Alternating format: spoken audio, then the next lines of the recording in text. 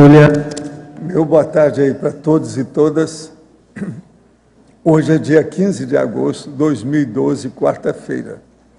O verbete é de número 2387. Ele tem 5 páginas, 43 logias e 18 máximos. Eu lembro que a divisão do detalhismo tem 11 máximos. O tema é instante cosmoetificador. A especialidade, autocosmoeticologia. Quem redigiu o verbete é a nossa veterana, professora Adriana, que está aí sustentada pelo professor Mário. Agora, eu quero lembrar vocês que esse aqui é o de número 34 da professora Adriana. Vocês estão morrendo de vergonha? Como é que é? 34. 34 a 0 de vários de vocês aí. Uma vergonha. Definição.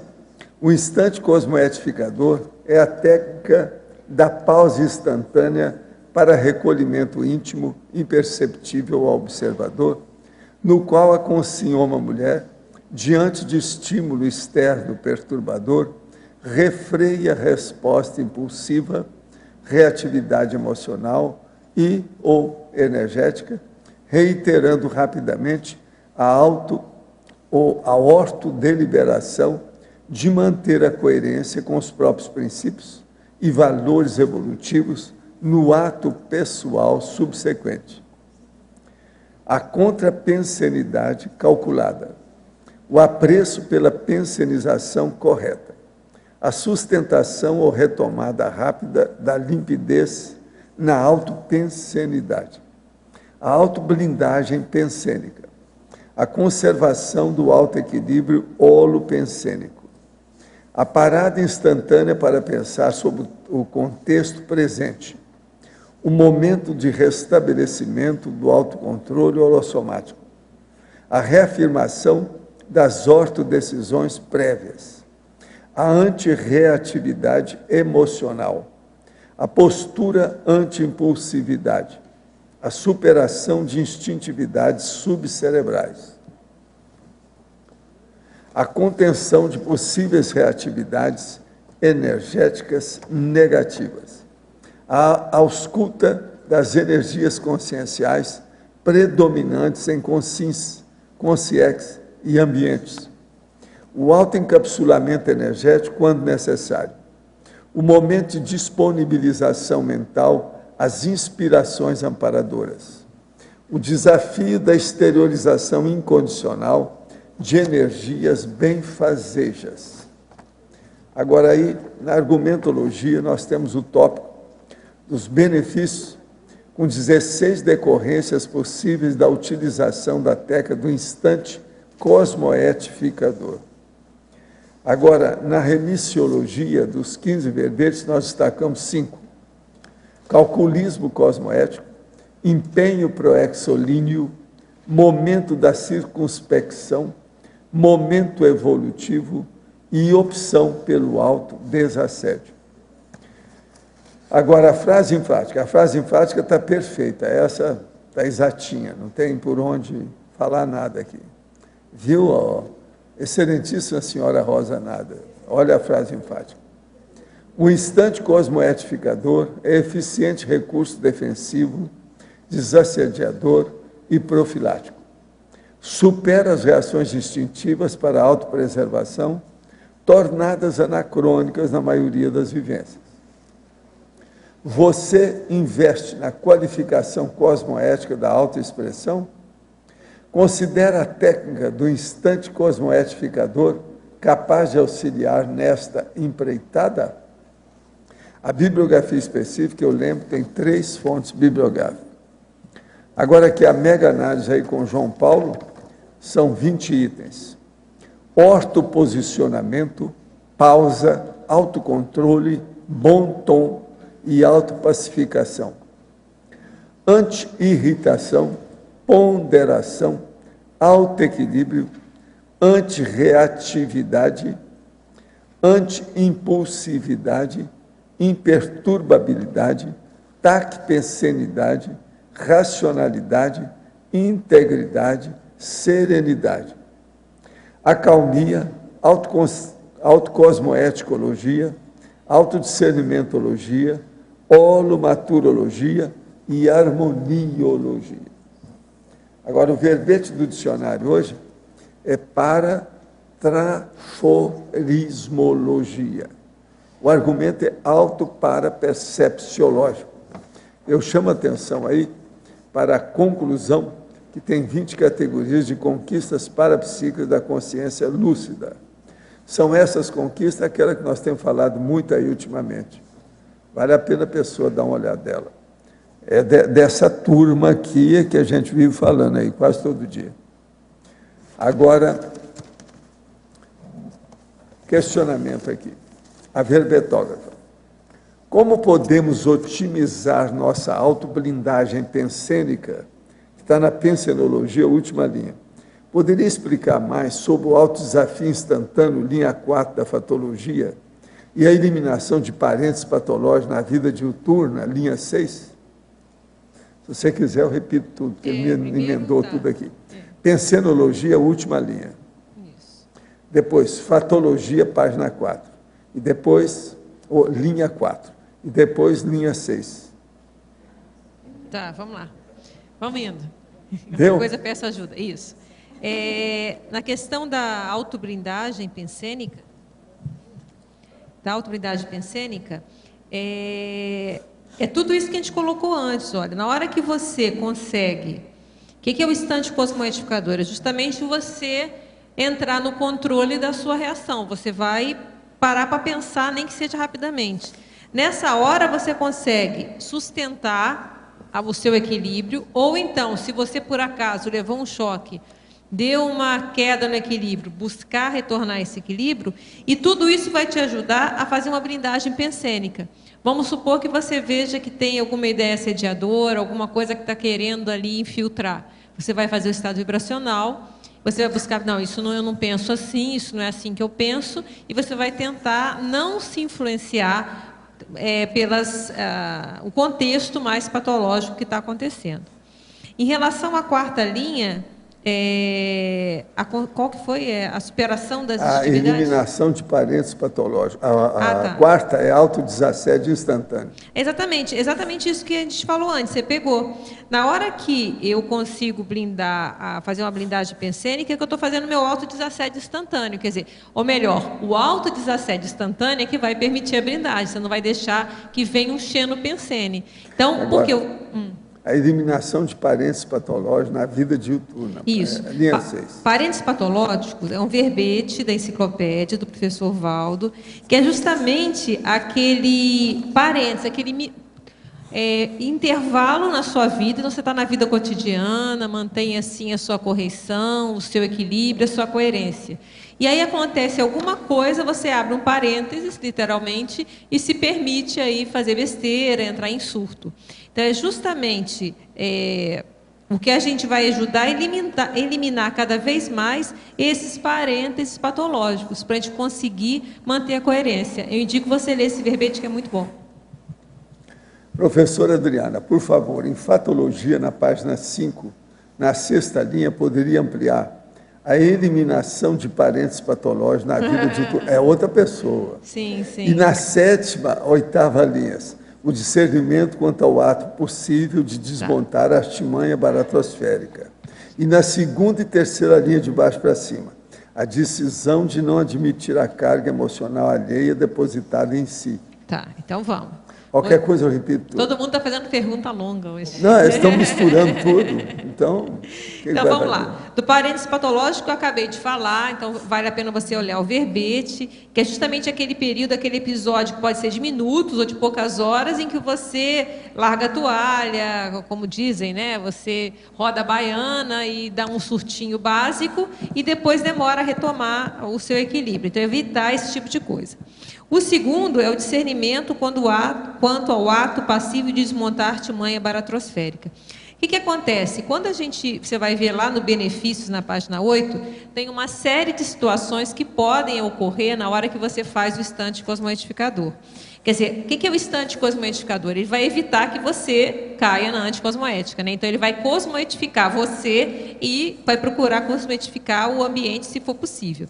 Então, na hora que você tem discernimento, você não vai entrar e vai poder desmontar alguma artimanha baratrosférica. O que é isso? Os assediadores, eles são muito inteligentes algumas vezes. Quer dizer, uma inteligência até questionável, meio ectópica, não considera inteligência evolutiva, mas eles têm uma artimanha.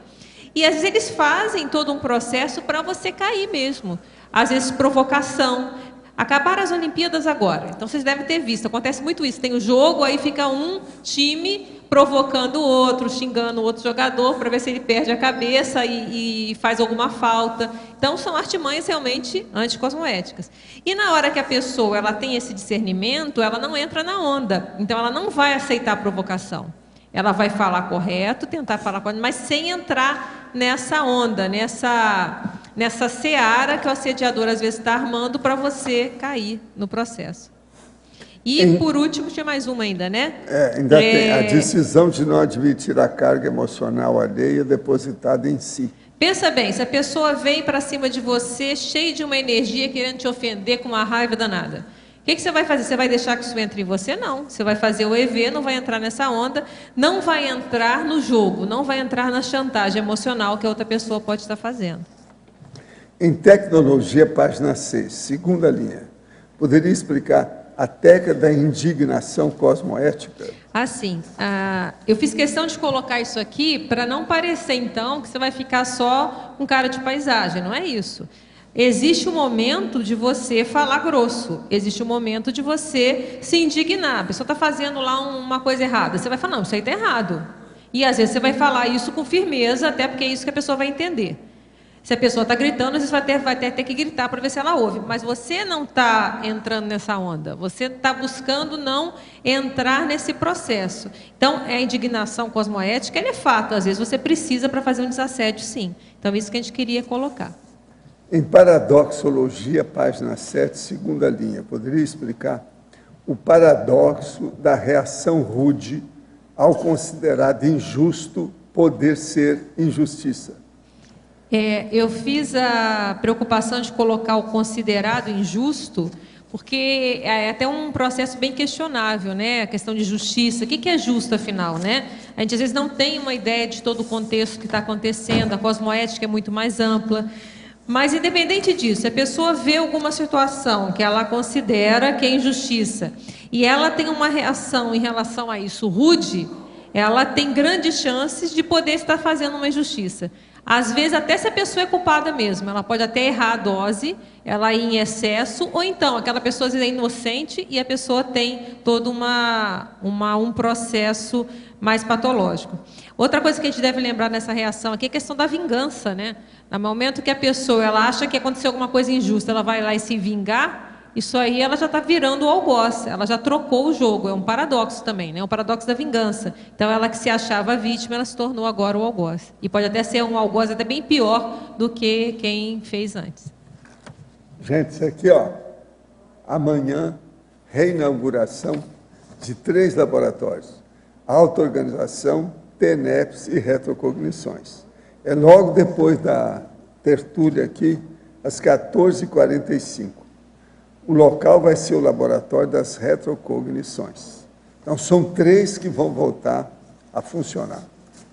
Agora, outra coisa que eu queria dizer para vocês aqui da equipe do tertuliário. Informamos que, devido à necessidade de organização e limpeza, que está vindo mais gente aqui, né? O tertuliário permanecerá fechado diariamente até às 9 horas, sendo que às quarta-feiras abrirá às 9h30. Portanto, as atividades da mini tertúlia iniciarão nesses horários a partir de amanhã, quinta-feira, de 16 de agosto. Sábado permanecerá às 8 horas, porque tem o círculo, entende? Então, vocês estão entendendo. Todo dia vai ser às 9 horas. Na quarta-feira, 9h30. No sábado, às 8. 8, 9, 9h30, tá certo? Agora, ó, esse aviso vai estar lá fora também para o povo ver. Agora, ó, tem um livro novo de uma nossa colaboradora aqui. O nome dela é Ivone Kubarenko, de origem russa. Sabe? É aquela lá. Agora, o que se passa? O livro chama Escrever Sem Cacófatos. Mas, olha, esse livro é só meu. Vocês não têm. Ele é virtual. Quem quiser tem que pegar pela internet lá os processos dela. Senão, não dá. Agora, o que é que se passa? O livro é muito bom. Começa com 450 termos relacionados aos estudos fundamentados em cacófito-derivações de vício de linguagem. Depois tem 350 tipos de cacófito antropônimos. Depois tem o glossário de 65 termos especializado aqui. E por aí vai. Agora, o livrinho tem mais de 100 páginas e tem muita coisa. Eu vou levar para casa para estudar isso. Ela fez alguns exemplares para a gente ver. Entende? Agora, o processo, então, é virtual. Vocês veem o que vocês fazem. Ela vai te arranjar um lá que vai aumentar o número de autores. Entende? Não, mas vai aumentar também a produção dela. Agora, nesse instante, eu passo a professora Adriana para o Arlindo, para ver o que é que nós fazemos com ela. O que a gente faz com ela. Então, Adriana, na página 7, exemplologia, na segunda e terceira linha, né?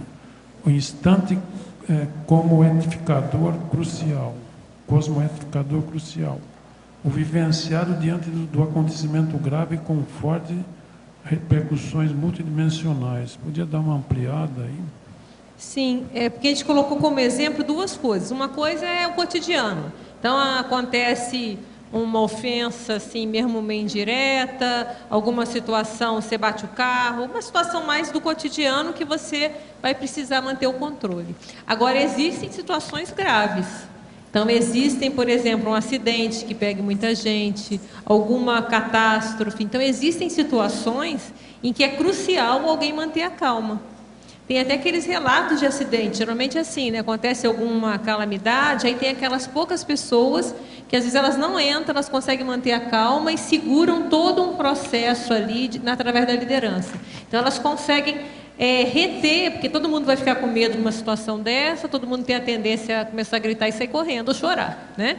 E algumas pessoas conseguem segurar isso e vão manter um equilíbrio para ajudar todo aquele processo naquela hora crítica. Então, isso que a gente quis separar, que existe o cotidiano, que não tem tantas repercussões assim, é mais uma coisa interpessoal muitas vezes, e existe aquele processo não, que vai bater com muita gente, vai envolver muitas pessoas, ou até um momento crítico de um processo mais sério. Então, tem aquele momento que aquilo vai ter um desassédio maior, que vai repercutir em muitas pessoas. Então, esse é crucial. Quer dizer, você manter esse instante aí é mais crucial do que no outro do dia a dia. Porque as repercussões, elas são bem maiores. Eu gostaria só... Eu fiz um curso lá em Portugal, que é Intervenção na Crise, que é em catástrofe, que é reconhecido a nível internacional. E é bem interessante, porque há técnicas, ou seja, uma situação de catástrofe em que está muita gente descontrolada emocionalmente. Por exemplo, há uma técnica que é ir ter com as pessoas e fazer perguntas que remetem para o mental soma. Por exemplo, a que horas é que... Tem a ver com números, quantas pessoas é que estavam consigo. Então, nós fazemos perguntas que faz a pessoa pensar e que vai ela estabilizar naquele momento emocional. Porque quanto mais ela entrar fundo ali na emoção, menos ela vai associar aquela situação como um trauma. Então, uma técnica é fazer perguntas para o mental soma. Agora, na página 8, lá embaixo tem falha, né? A vivência do instante cosmoedificador nem sempre produz resultados exitosos, seja devido à condição pessoal, dos circundantes ou de ambos. Entretanto, as falhas fornecem elementos para avaliação, o alto temperamento e das heterodemandas tarísticas. Já dá uma... Sim, porque a gente colocou antes 16 benefícios da técnica, né? E aí é bom ser bem realista e dizer que nem sempre você vai conseguir. Vamos supor que você consiga se manter tranquilo, manter a sua tranquilidade. Mas às vezes o contexto está tão complicado que você não vai conseguir mudar muita coisa. Então você não vai ser bem sucedido no sentido de ter esses benefícios todos aqui. Tá? Então você tentou fazer, mas meio em vão, né? Você não conseguiu apaziguar nada. Agora, há outra situação que isso não acontece por você mesmo, você pisa na bola, você não conseguiu aplicar a técnica. Então, nas duas formas, a gente dá uma saída. Se você não conseguiu, você vai ter algumas dicas do seu temperamento. Se você não conseguiu, porque a culpa é sua. Se foi do contexto, também você começa a ver, bem, tem uma demanda de tares aí que pode ser que você não vai conseguir fazer agora, mas um dia você vai poder fazer. Então, de qualquer forma, há uma solução. E a mais séria que a gente está falando, que é a nossa, né, essa a gente tem mais controle, ou em tese teria, é a questão do autodesassédio que a gente fala depois, né? Que o insucesso na aplicação da técnica do estante cosmoedificador, por parte do aplicante, evidencia para o mesmo os autoassédios insuperados, as irracionalidades, os resquícios de tendenciosidades emocionais, ou seja, as brechas na autopensenidade, as intrusões assediadoras. Desse modo, diagnostica as autorrecins prementes para a conquista da autodesperticidade. Então, se você ainda permite que alguém externo mexa no seu equilíbrio, o assediador também faz isso. Se alguém físico, intrafísico, ainda vai incitar emoções em você que você não vai ter controle, o assediador vai fazer isso mais fácil, porque ele está invisível ainda, né? Pelo menos para a maioria das pessoas. Então, é uma forma de você também ir vendo, a partir dessas situações, as brechas que a gente pode ter para os assediadores intra e extrafísicos. Ok, obrigado. Um projetor veterano que tem alta lucidez durante a projeção pode, por achar mais conveniente, não rememorar e nunca saber que é um projetor consciente? Olha, processo de autocorrupção e vamos dizer, assédio é possível de todo jeito, inclusive esse. Por que não? Problema dele, cada um pensa o que bem entende. No verbete do DAC, em caracterologia, o senhor poderia expandir os itens tri-mega para fenomenologia e tri-recepciologia? Essa é a terceira pergunta que faz e eu não vou responder, porque esses dias já está aí na listagem dos verbetes para vir para cá. É bom que a pessoa veja, senão eu falo as três coisas de cada um e fica só por isso. Eu vou deixar, porque esse é o maior índice de suspense que nós já fizemos até agora. Já é a terceira que pergunta aqui, só porque eu falo tri. Você está vendo como é que o negócio de tri é importante? Tri-mega e tri-recepção. Está criando problema. Agora, ó, isso vem aí, esses dias vem o verbete inteiro, explicando tudo com calma. No DAC, na argumentação, poderia exemplificar a diferença dos trafores inatos para os trafores adquiridos. Sim, o problema é o seguinte, trafore inato é aquilo que a pessoa tem. Por exemplo, ela trouxe do passado dela uma tendência muito forte para ter uma boa memória. Então, aquilo já vem de vários corpos que ela tem, ela tinha uma memória de elefante. Ela vem para essa com aquela boa memória. Então, isso é um trafor, uma virtude inata, já nasceu com ela. Agora, os trafores adquiridos. Ela não estava muito acostumada a fazer assistência. Então, ela resolveu fazer assistência de tares, esclarecimento. Isso é um trafor, então, que ela vai arranjar nessa vida, depois do curso intermissivo adquirido. A verbetógrafa poderia abordar em Fatologia, página 5, quinta linha, a espontaneidade discernida. Porque no momento que muitas vezes se a gente fica só sendo altamente espontâneo o tempo todo, a chance de errar é muito grande. Então, isso permite que você consiga ser espontâneo, mas sem perder o seu discernimento, sem perder a sua ponderação. Porque senão, se deixar só a espontaneidade o tempo todo, a chance de errar aumenta bastante. Em Antagonismologia, página 7, primeira linha. O antagonismo instante cosmoetificador, autorrepressão emocional. Bem interessante você perguntar isso, que a gente fez questão de colocar isso como antonime, logo a primeira, para chamar bem a atenção mesmo, para mostrar que algumas pessoas podem falar isso, não, isso é uma repressão, você está reprimindo a sua emoção, né? A turma da emocionalidade pode pensar isso. E não é bem assim. É justamente você usar a racionalidade e a ponderação. Você não está reprimindo a emoção. Você está ponderando na situação e tentando resolver da melhor forma. Você já se conscientizou de que a melhor maneira, a melhor defesa, e entra na fase empática, a melhor defesa, a melhor situação que você pode fazer é pensar, não é ficar agindo emocionalmente. Já havia identificado a necessidade de incluir na minha rotina a técnica do instante cosmoetificador. Entretanto, ainda não tinha percepção de como seria. Agora ficou mais claro, pelo menos na teoria. Considero este e o verbete opção pelo autodesassédio elucidativo para minhas atuais exigências evolutivas. Perguntas. Página 7. Polinomiologia. Último polinômio. Qual é a melhor forma de administrar o polinômio? Tudo, ao mesmo tempo, aqui, agora. Quando vivenciado por uma consciência ainda em fase de superação da impulsividade.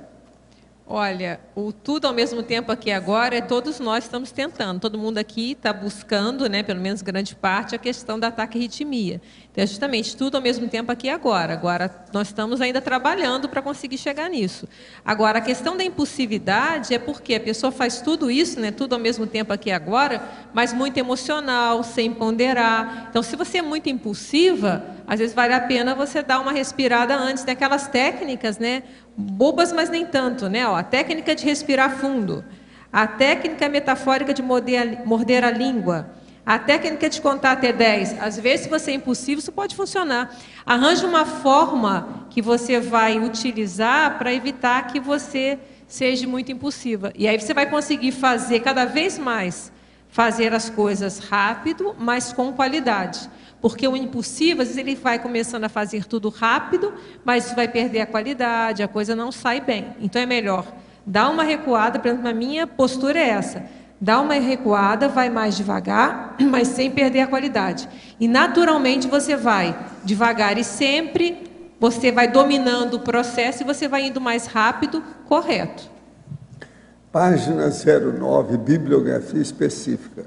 Poderia relatar quais são as mensagens mais significativas dos livros especificados nos itens 1 e 2 da bibliografia? Tá bom. Olha, esse livro aqui é Como se defender de ataques verbais. É um livro simplesinho, baratinho, é de uma autora alemã. Eu comprei esse livro naquelas longas esperas em aeroporto, então eu estava xeretando vários livros assim, aí já tinha lido as revistas, já tinha que fazer mais hora ainda, já passava o tempo, não passava. E eu falei, que interessante. Comecei a folhear e achei umas coisas interessantes nesse livro aqui. Principalmente o início. Até a gente vai ver que as páginas estão erradas aí. Houve um erro na hora de digitação. É de 10 a 25, tá? Aquelas outras ali ficou aí um restinho aí na hora da revisão da digitação. Então, olha só. Essa autora, ela fala uma coisa logo no início que eu falei, vou comprar esse livro. Que ela fala assim: quase todas as pessoas são contaminadas pela irritação alheia. Aquelas que são mais propensas a se deixar influenciar pelo estado de espírito dos demais podem facilmente se envolver numa briga. E aí ela fala que é a questão da força do contágio psicológico. E que justamente a gente deve fazer todo um trabalho para evitar de não permitir que o meu estado de ânimo dependa dos outros. Sempre que o nosso humor, os nossos sentimentos são afetados pela maneira como as pessoas nos tratam, ficamos presos como peixes em um anzol. No momento em que puxo a linha, começamos a nos agitar. Se não conseguirmos manter a calma e a cabeça fria, não seremos capazes de nos defender de forma eficaz. Todo o processo desse livro é mais um processo de defesa, né? A gente até dentro da Consciologia, a gente vai um pouco mais que isso, né? A gente já vai não só se defender, mas para buscar ajudar. Mas é bem interessante, a gente estava naquele processo de estudar aqui a questão da anti-irritação, e na hora que eu falei, eu acho que é isso aqui. E eu comecei a ler, tem umas dicas bem interessantes aqui nesse livro para a gente pensar, tá? Lembrando que é um livro de eletronótica, ele tem as suas limitações, mas eles têm dá para associar algumas ideias. E esse outro livro aqui, Das Pessoas Gentis São Mais Felizes, eu já citei esse livro no outro verbete, que é o Solicitude Cotidiana. E ele fala muito, é como agir quando alguém é grosseiro com você. Por que essas duas situações? Que são duas situações que geralmente tiram as pessoas do sério, né? E ele também tem várias dicas aqui sobre essa questão de como você lidar, da questão da má educação do outro, que você não tem controle sobre isso. Então, ele fala, inclusive, a questão da injustiça também, né? Que eu tirei daqui essa ideia, né? O paradoxo que ao reagirmos de forma rude, quando julgamos testemunhar uma justiça, estamos sendo injustos com pessoas que não têm nenhuma culpa. E assim vai. Então, esse livro também vale a pena, tem muitas dicas interessantes aqui. Ele é mais profundo que o anterior, sobre como lidar com essas situações assim mais críticas cotidianas, que a gente tem que tentar manter a calma. Adriana, aqui, ó. Você poderia colocar a ideia da personalidade da pessoa que não consegue segurar na hora e tem que dizer alguma coisa, não consegue morder a língua? O que faz com que ela não pare para pensar e que ela tenha que rebater alguma coisa? Ela tem aí uma falta de autocontrole, né? Ela não se controla, ela não se domina. Então, até a gente coloca aqui num dos benefícios, é que na hora que a pessoa começa a exercitar isso e ela começa a ser mais bem-sucedida, eu acho que é aqui na autossegurança, no 6, ela acaba fixando a confiança na própria capacidade de estar no controle do próprio holossoma. Então, ela não tem um controle. E eu acho que falta para essa pessoa pensar. Aí cabe a reflexão de 5 horas, por que eu ajo assim? Por quê? Geralmente, ela tem algum mal-estar, alguma situação nela que ela se acha... qual o pensamento que vem? Ela se acha que ela está sendo ofendida? Ela acha que estão mexendo no calo dela? Porque você pensar o seguinte, se alguém vira para você e te xinga de uma coisa que você tem certeza que você não é, aquilo entra por ouvido e sai pelo outro. Não é isso, geralmente? Agora, quando pega naquele calinho, aí que geralmente a pessoa vai reagir. Então, o que eu vejo que a pessoa que é muito assim, ela tem que refletir e verificar a inconsistência daquilo. Tem um filme que é simplesinho, mas mostra isso, aquele De Volta para o Futuro. Eu gosto de falar porque muitas vezes a gente muitas pessoas já assistiram esse filme, né? E são 3 séries, 3 filmes. E mostra um pouco isso, né? Que o menino lá, toda vez que chamava ele de covarde, ele saía brigando e fazia um monte de besteira. Chamava ele de covarde, era a hora. Ele virava e reagia. Quer dizer, era um ponto fraco, era uma situação que ele tinha um nó gordo, um autoassédio dele, e ele reagia. E aí, lá no 3º filme, tem uma hora que ele consegue não reagir. Então, geralmente, quando a gente reage, é porque tem algum problema nosso. Igual no trânsito. Vem alguém, vai lá e te xinga no trânsito. Tem gente que é louco e sai correndo atrás e vai atrás, às vezes persegue aquela pessoa que fechou. Gente, no mundo de hoje, gente armada está cavando uma vitimização. Tem grande chance de poder acontecer uma situação até mais grave. Então, a pessoa perdeu a cabeça. Então, eu só vejo para a pessoa que tem essa tendência mais impulsiva é refletir. E ela começar a entender a improdutividade disso, que ela pode até ser muito mais assertiva, ser muito mais esclarecedora e até se defender mais se ela não entrar nessa onda da emoção. Então, é assim que eu penso. E a questão assim, da cultura, por exemplo, lá do sul, né, da minha terra, é a questão assim, de não ficar quieto, digamos assim. De não levar desaforo para casa. É, isso. Então, meu pai já dizia assim, se um dia baterem ou ou alguém bater no teu carro, tu já desce gritando. Então, assim, quer dizer, tem que mostrar que tem razão, né? Eu não lembro se foi nesse verbete que eu coloquei aqui. Não é em outro. É em outro verbete que eu coloco a questão dos efeitos culturais em muitas das reações da família. É um outro verbete que eu fiz aí, por isso que está na minha cabeça. Então, o que a gente vê é que a pessoa vai ter que começar a ver os idiotismos culturais, os idiotismos até da própria criação. Porque hoje em dia, olha a quantidade de assassinato que tem no trânsito. Se alguém bater, você sai gritando, vai que aquela outra pessoa está armada. Nós estamos na era das cons-réus, não vamos esquecer disso. Então, a pessoa ela pode ser assertiva, Não quer dizer que ela pode não levar o desaforo para casa, entre aspas, se ela achar que aquilo é o mais correto.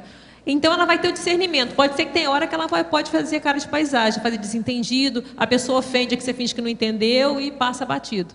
Ou vai ter a hora que ela vai estar, ô fulano, olha só, isso aqui não está bom não. Então, esse discernimento é que você vai ter mais controle da situação para poder até não se vitimizar. Porque o que eu vejo que pode estar atrás dessa ideia, a ideia é assim, não, olha só como é que eu sou forte, eu não vou deixar que me façam de bobo.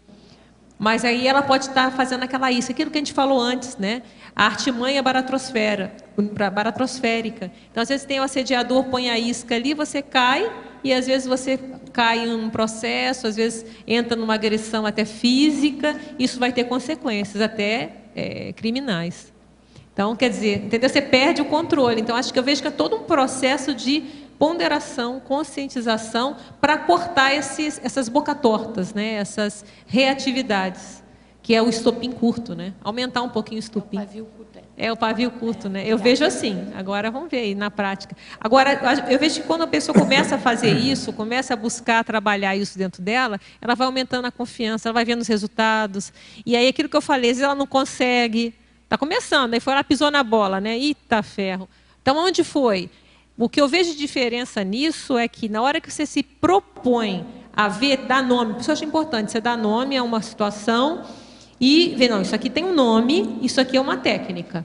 Então, na hora que você formaliza de certa forma, também vem um compromisso. Então, às vezes que você não conseguir fazer isso, você não vai passar batido como, é natural. Não, peraí, ali eu me cedi, ali eu falei demais. Ali eu não consegui. Aonde foi? Onde foi que eu errei? O que aconteceu? Qual foi a situação? Qual o autoassédio que pegou?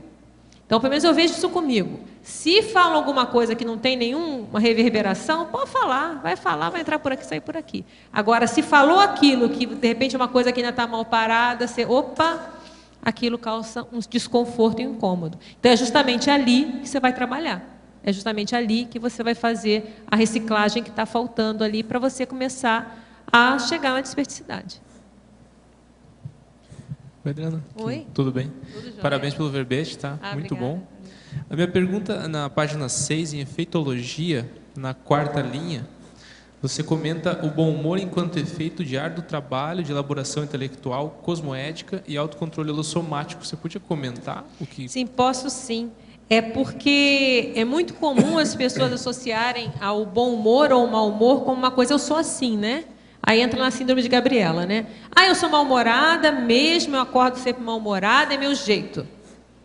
Ou então não, eu já sou assim, eu sou bem-humorado.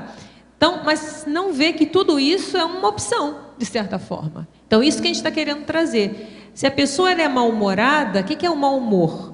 A pessoa tirando os processos químicos, né, que a pessoa já tem até a distimia, que é a doença do mau humor, né, que aí tem que ver quem começou primeiro, o ovo ou a galinha. Né? Às vezes ela já era assim, aí ela virou distímica. Né? Eu descobri aqui o que é uma afirmação de mau humor, justamente para isso aí, que eu posso levar para sábado, para o círculo dos autores. Sabe por quê? Escuta essa. Isso é do Skoll. Houve uma época em que os animais falavam. Hoje eles escrevem. Essa é terrível. Que mau humor desse cara. Vai fazer bom humor, o mau humor dele, expresso com mau humor. Entende?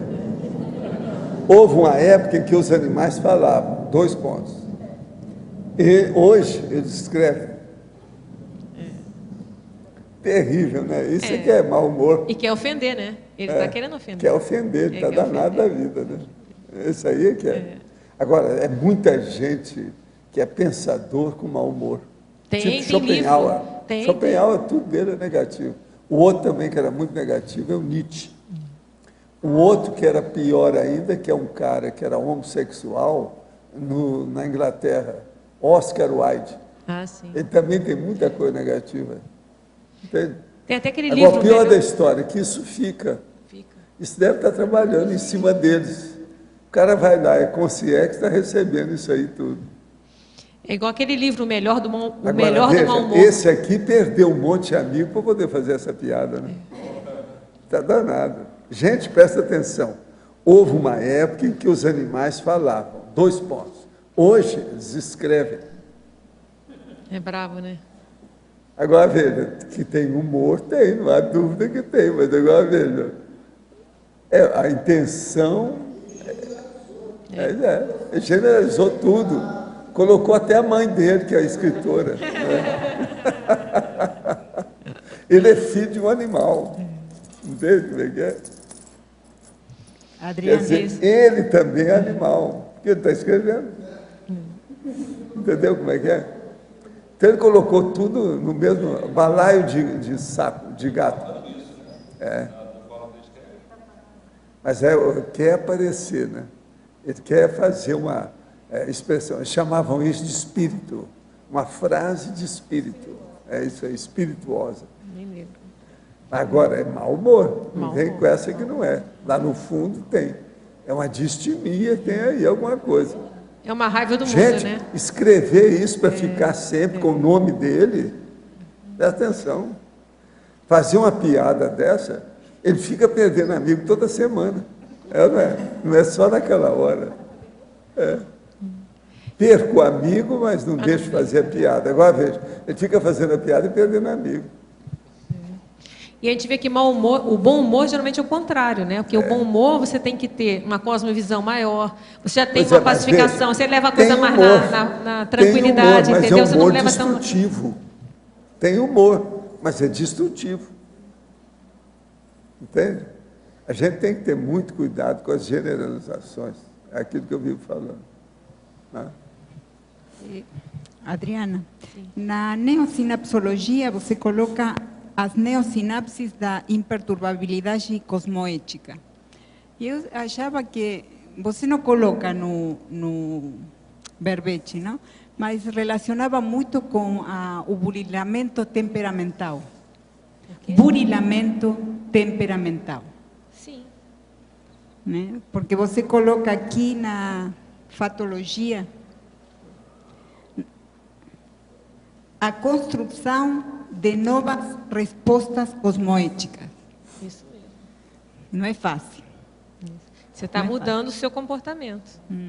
E na antagonismologia coloca posicionamento refletido, impulsividade. Aonde? Antagonismologia, página 7, segunda linha. Sim. Posicionamento refletido, impulsividade. Sim.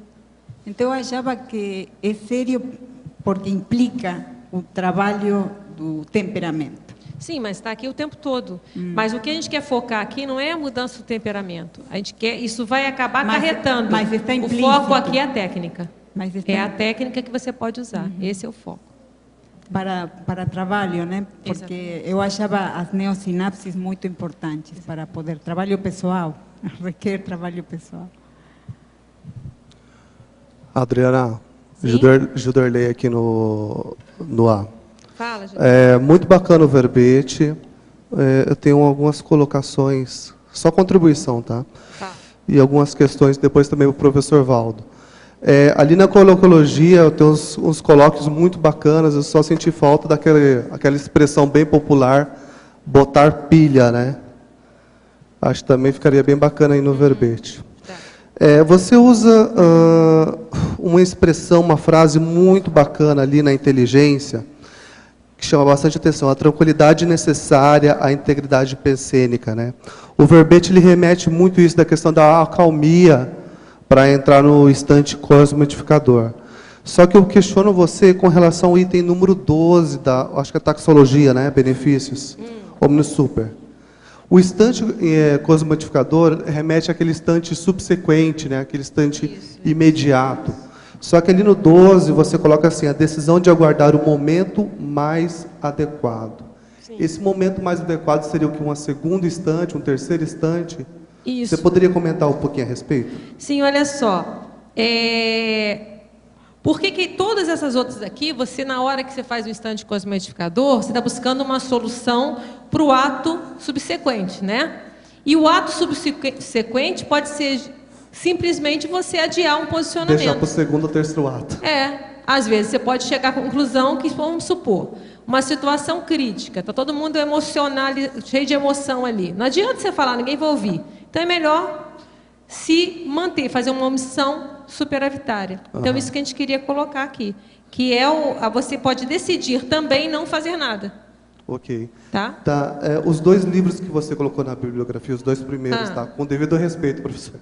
Só parece ser muito bons, tá? Você tem alguma segunda ideia ou que você tenha captado, que te chamou a atenção, que você gostou nos livros? Alguma coisa que você poderia acrescentar que talvez não tenha colocado? Ou que chamou a atenção?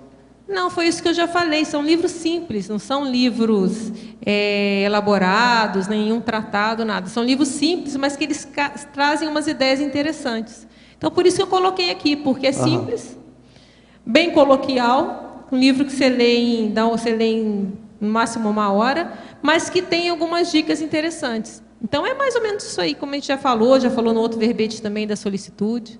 Ok. Tá? Tá. Professor, ali no DAC o senhor coloca trafores, não, definologia, né? Trafores estruturadores do universo, da consciência. Eu estava estudando hoje de manhã a respeito de sentimentos. Dá para se falar que a ansiedade, o controle da ansiedade seria um sentimento que poderia estruturar os demais sentimentos trafares? Ansiedade? Oi? Você está falando ansiedade? Isso, controle da ansiedade. Ou se teria algum sentimento que poderia equilibrar os demais? Não, tem uma série de, não é sentimento, mas de racionalidade que equilibra tudo a consciência. O mais certo é o autodiscernimento, é você saber distinguir o que presta daquilo que não serve. Ok. Isso é que dá. Agora, sentimento por sentimento, o que manda são sentimentos elevados.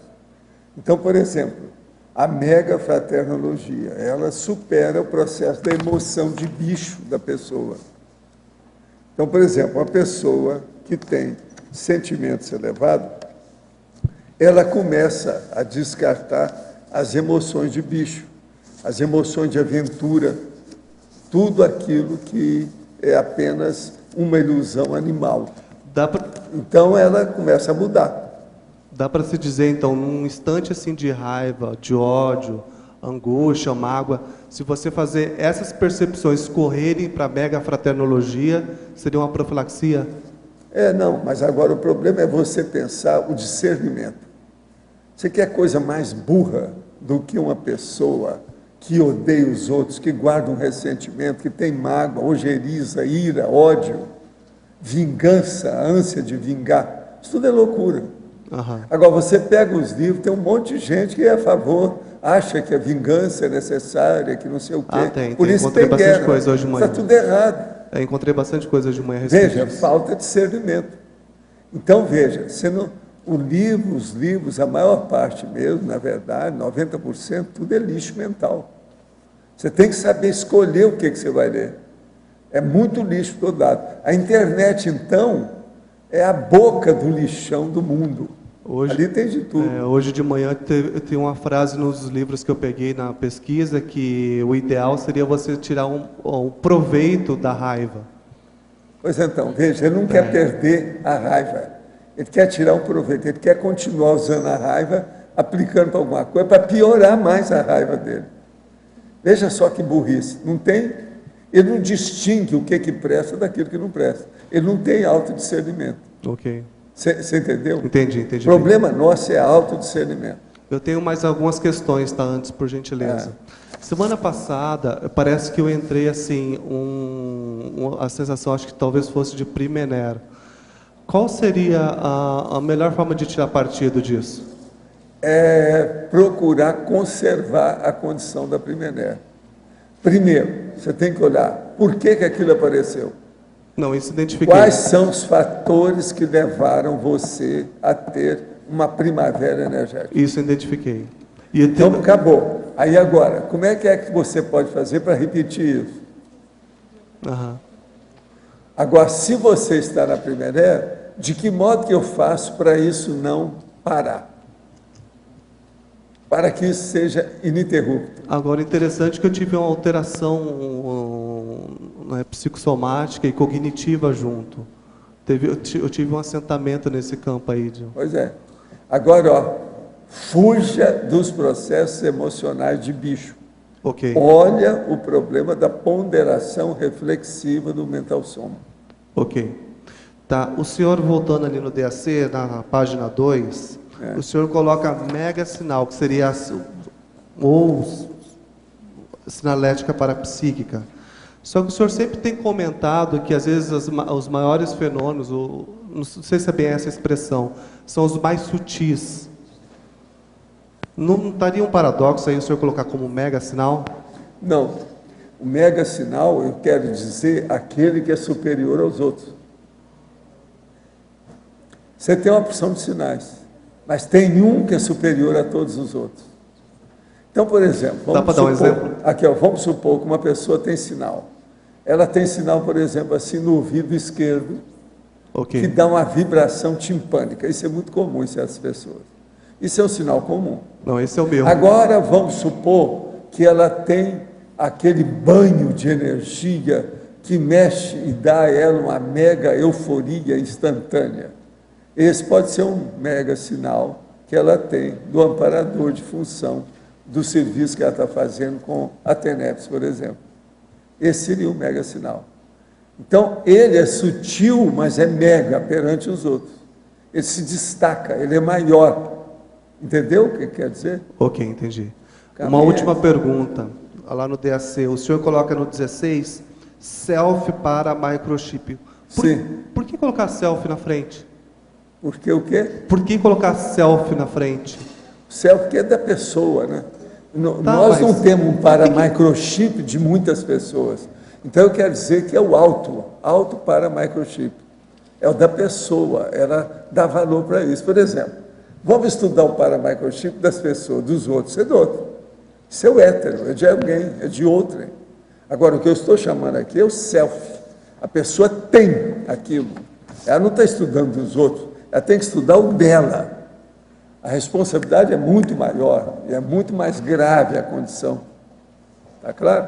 Claro, obrigado. Agora aqui, no DAC, gostaria que o senhor explicasse os itens da caracterologia. Self para microchip e tri-mega para fenomenologia. Primeira coisa é o seguinte, self para microchip é justamente aquilo que a pessoa pode ter através de alguma coisa que fizeram com ela, antes dela ressomar. Se ela tem, por exemplo, aí um macrosoma, às vezes ela pode ter um microchip. Quer dizer, macrosoma, microchip. Vê se me entende. Agora, o tri-mega para fenomenologia são 3 fenômenos que nós vamos trazer o verbete aí. Deve estar aí, essa semana já deve estar aparecendo, porque está na linha. São 2 de 3 aí que vem. Em Parafatologia, página 6, 4ª linha. Poderia comentar o momento de disponibilização mental, as inspirações amparadoras? Sim, no momento que você dá essa pausa e você para pensar, é o momento que você fica disponível para alguma inspiração de amparador. Se você responde sem parar para pensar, você passou, você nem está vendo o que está acontecendo. Então, a hora que você permite, você abre espaço mental para que possa haver, caso tenha amparador, né, que ele possa se manifestar.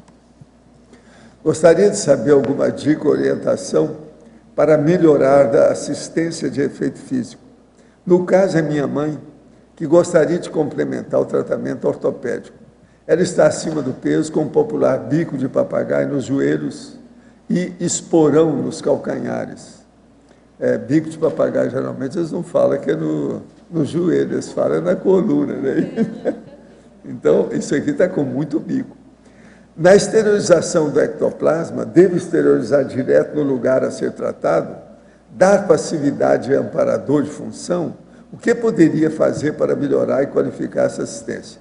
O melhor que você faz é fazer o arco voltaico crânio-chacral. Depois, você coloca a energia no local que ela tem algum processo.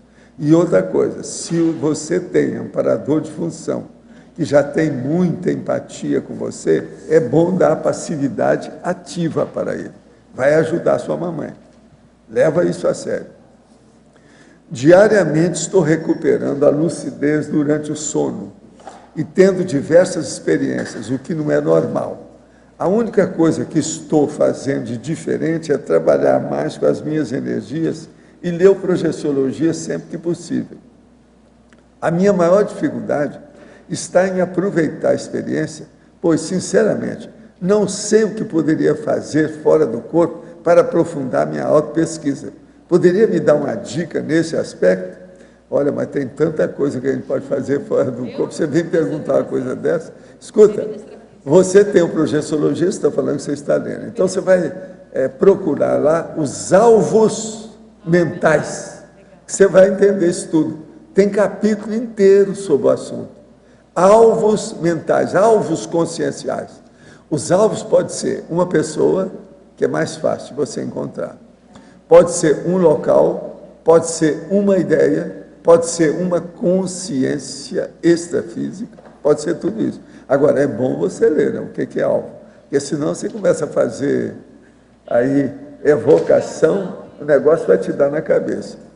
Agora, uma coisa boa, que tal você sair do corpo e vir estudar o que tem aqui no tertuliário? Estou te dando só uma dica. Quer alvo melhor do que o tertuliário? Venha ver o que se faz aqui. Seja a hora que for, venha de madrugada e vê o que acontece aqui. Agora, a verbetógrafa. Qual é o melhor pensene diário para chegar ou qualificar o instante cosmoetificador? Olha, eu vejo que é o volicio pensene, a vontade, né? Você começar a pensar, verificar a vantagem disso e começar a exercitar. Ninguém vai conseguir fazer isso de um dia para o outro. Vai começar a fazer o exercício desse trabalho para chegar nisso. Então, eu vejo que é a questão da vontade. Adriana. Sim. Aqui. Oi. Eu queria, Oi, fala. queria te pedir se você pode aprofundar um pouquinho em tecnologia, na página 6, a técnica da indignação cosmoética. Sim, a técnica da indignação cosmoética, porque o que você se indignar? É você se indignar com alguma coisa que está errado. Então, geralmente, a gente quis colocar para fazer justamente o contraponto, porque não é que você não vai ficar falado, você vai até poder se indignar com aquilo que está errado, mostrar o que está errado, mas cosmoeticamente. Você vai fazer isso de uma forma cosmoética, buscando manter a calma, sem entrar na emoção. Então, a técnica da indignação cosmoética é isso, é você se posicionar, ser assertivo naquilo que for necessário, mas discernindo a hora de fazer isso. Aí entra aqui no momento correto, a hora correta, a pessoa correta. Adriana. Mas aí os problemas. Hoje nós tivemos aí um pedido sobre a trirrecepciologia. Eu quero dizer que o verbete vem domingo, dia 19, daqui 4 dias. Já está na internet. O outro verbete, trimega para fenomenologia. Ele virá no dia 20 agora, daqui 5 dias, segunda-feira. Também tem na internet, porque o João já pegou lá. Já está tudo já organizado.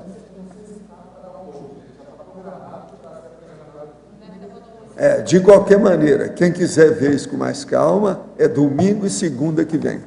Tem os 2 verbetes com calma. E a gente vai trazer para debater aqui. Adriana, aqui. Sim, por favor. Oi.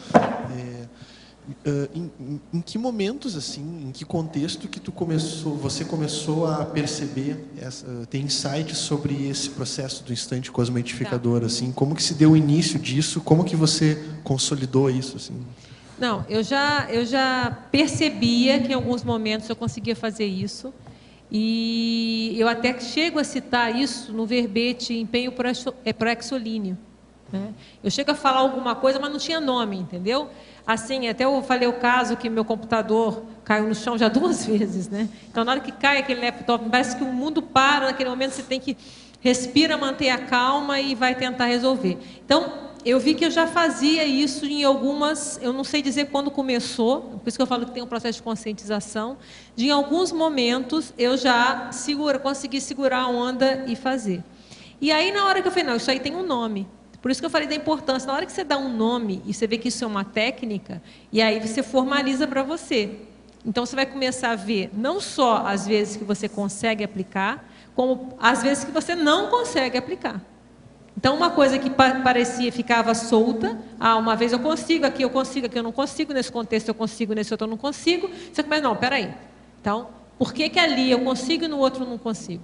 Então, você começa a estudar. Então, por isso eu acho a importância dessa observação de dar nome. Porque na hora que você dá nome, por exemplo, no meu caso, eu me comprometo com isso. Eu dei um nome. Eu me comprometo agora, e aí começa a especificar, comecei a estudar. Então, o que é isso? O que acontece? Aí você vai aprofundando. Então, você também vai se comprometendo com essa técnica.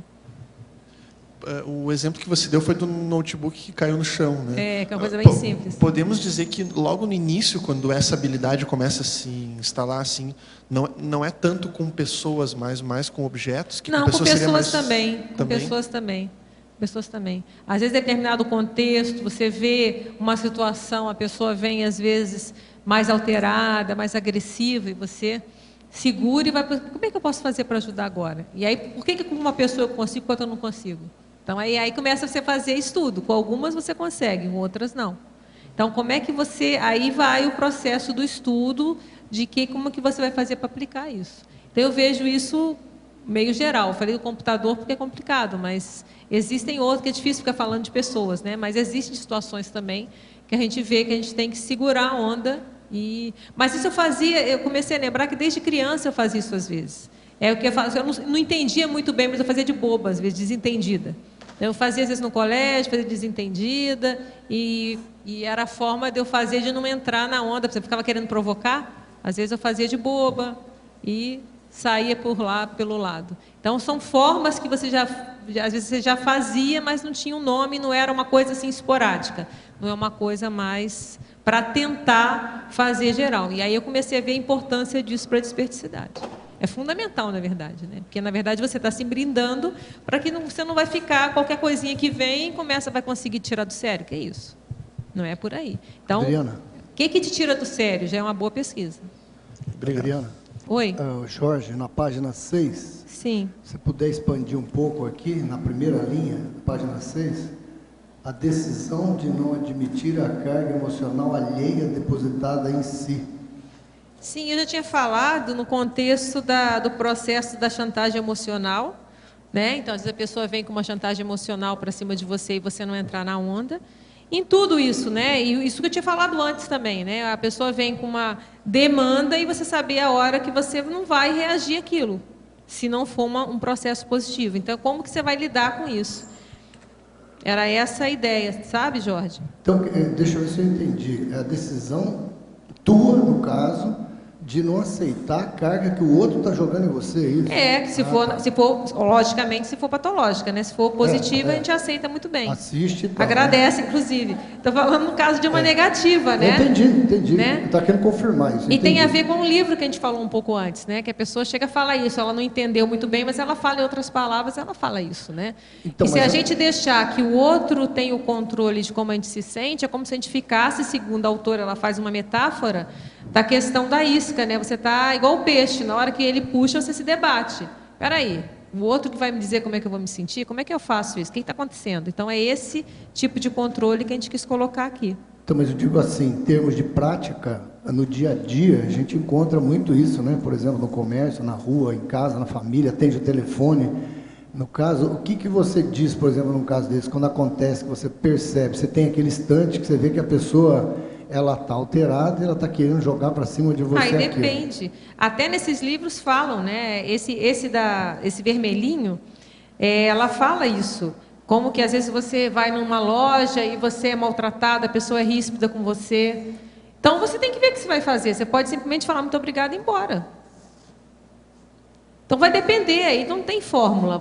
A questão você não vai ficar depois o resto do dia chateado porque a pessoa foi grossa com você. Ou às vezes você quer comprar muito aquilo, você faz de boba, finge que não entende e compra porque você precisa daquele material, é mais importante do que você começar a bater boca ali. Então, não tem fórmula. A questão o dia a dia a gente lida com isso o tempo todo, né?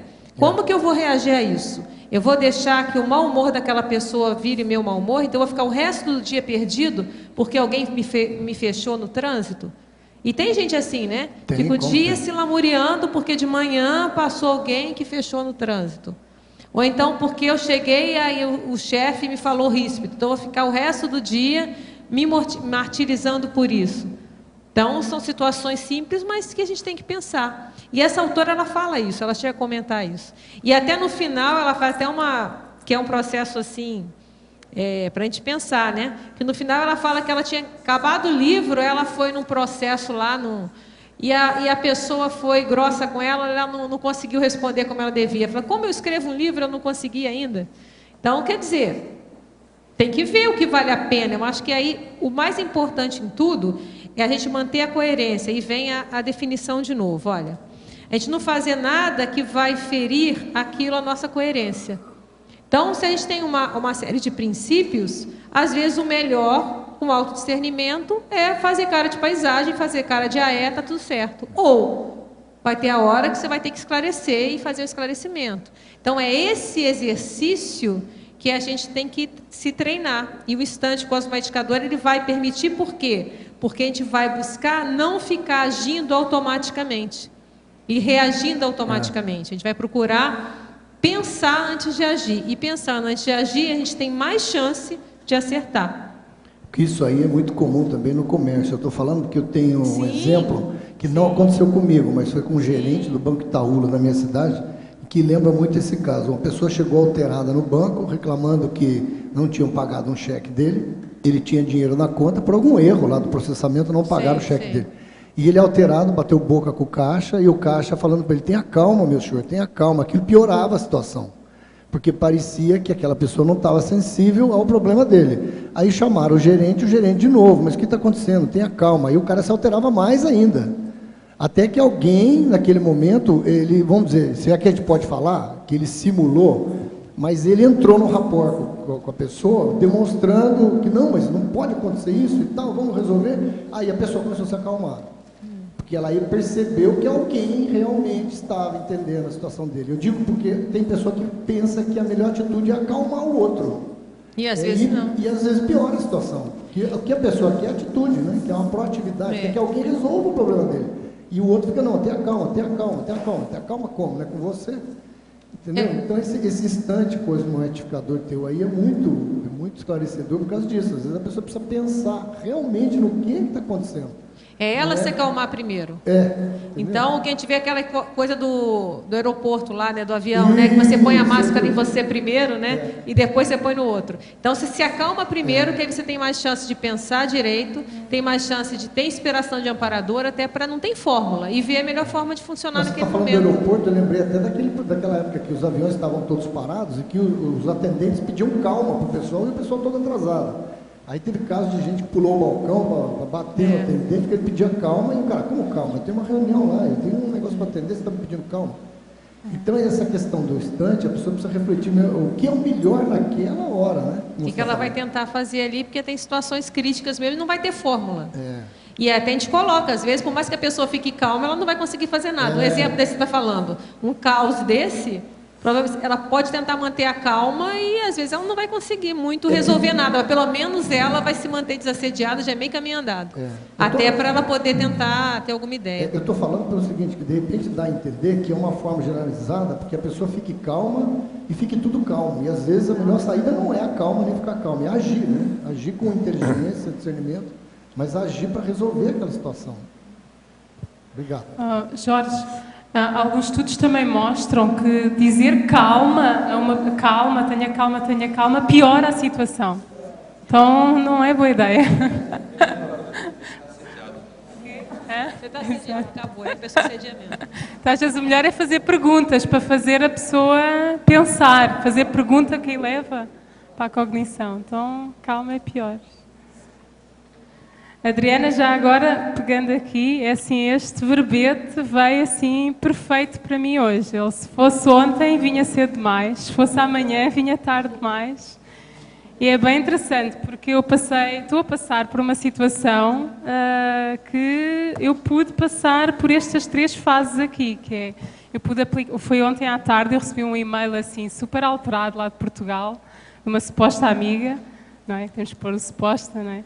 Bem alterado, bem assediadora, estava na holoteca e eu pensei, pronto, as férias estavam muito cor-de-rosas aqui no Brasil, então está na hora de ver agora como é que vais reagir. Então eu ponderei com muita calma, respondi um e-mail bem mental somático, com perguntas, estava tudo fantástico. E até repercutiu lá do outro lado, a pessoa caiu-lhe a ficha. Mas depois eu percebi, mantive-me super serena, assim, durante meia hora, fui a pé para o discernimento, que ia ter lá a dinâmica, e fui percebendo que estava a passar a serenidade, ou seja, estava a começar a vir os pensamentos negativos em relação à pessoa. E eu comecei a perguntar, então porquê, pergunta desafiadora, né? Porquê que eu estou a pensar mal da pessoa? Porquê que eu estou a sentir isto? E foi, e vai. Depois até na dinâmica havia a parte da progetioterapia, que então vinha lá a coisa negativa e eu sempre a aprofundar. Porquê que eu estou a ter estes pensamentos? Que é a falha, né? Estava a falhar, começou por funcionar e depois falhou.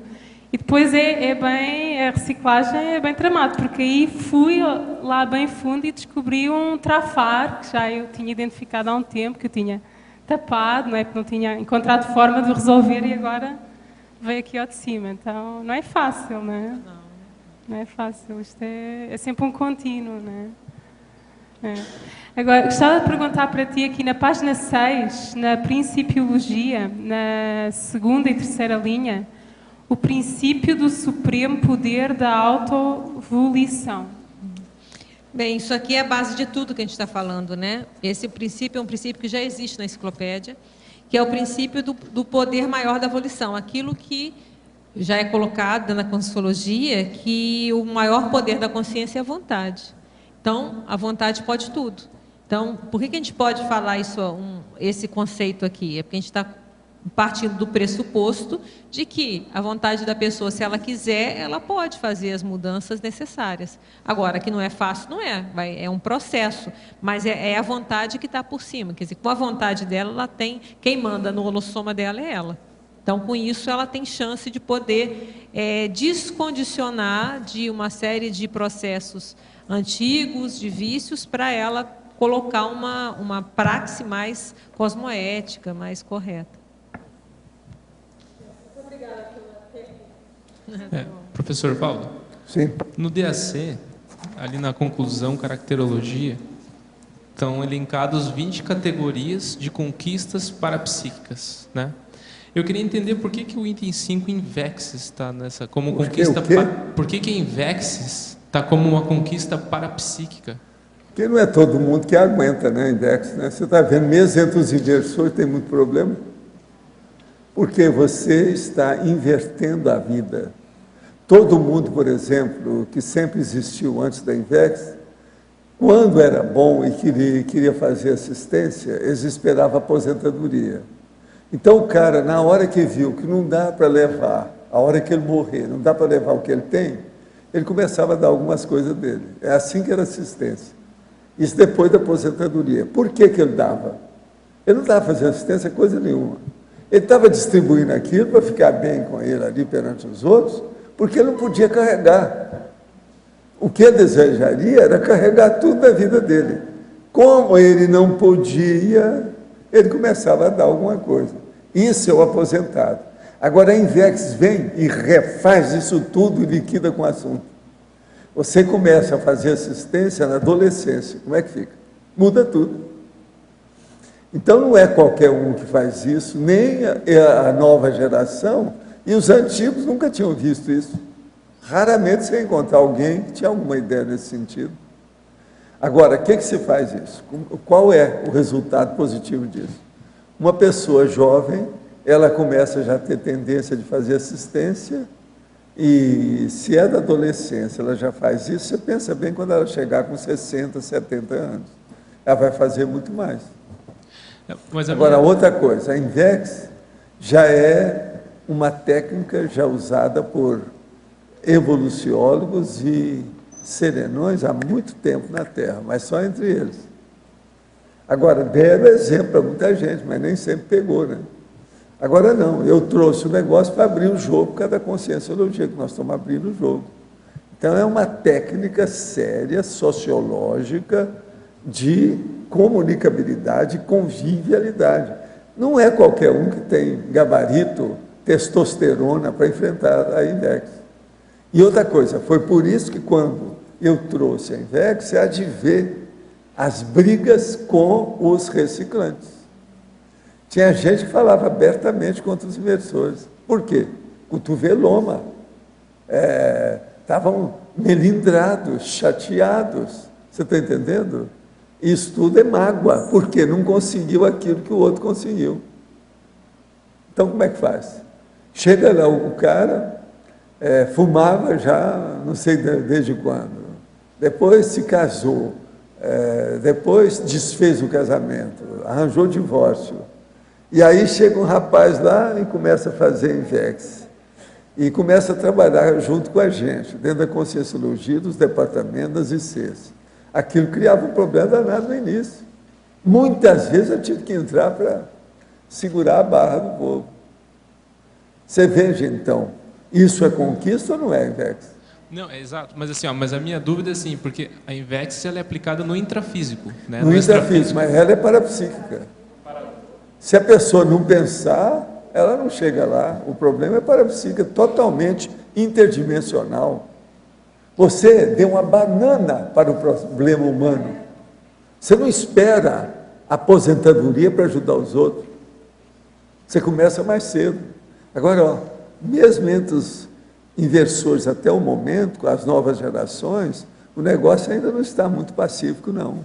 Ainda tem problema entre eles, até entre eles. Agora, por isso que eu tenho aquele princípio. Todo inversor tem que ter muito contato e entender bem os reciclantes. E todo reciclante tem que ter muito contato e entender bem os inversores. Um tem que entender o outro. Aquele que é reciclante nessa vida pode ser inversor na próxima.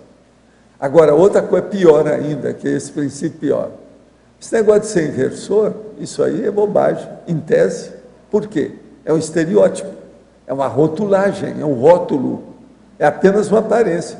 Se a pessoa não tem uma ficha boa com aquilo, não adianta nada ela falar que é reciclante, ou que ela é inversora, não adianta nada. Então, o problema é a vida da pessoa. Agora, do ponto de vista de técnica, esse negócio é seríssimo. Entendeu? Sim.